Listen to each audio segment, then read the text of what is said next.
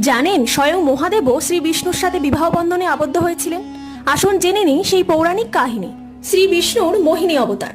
মোহিনী নামটি মোহ থেকে এসেছে, যার অর্থ হলো ছলনা করা বা মনোমুগ্ধ করা।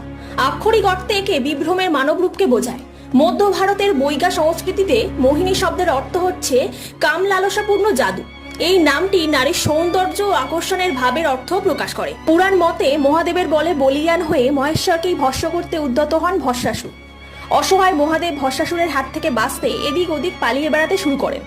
এই সময় বিষ্ণু মোহিনী রূপ ধারণ করেন এবং ভস্মাসুরের সামনে আসেন। রূপে আচ্ছন্ন তার ইশারায় নাচতে শুরু করেন ভস্মাসুর। এই সময় ছল করে নাচের মুদ্রায় ভস্মাসুরকে বধ করেন মোহিনী রূপী বিষ্ণু।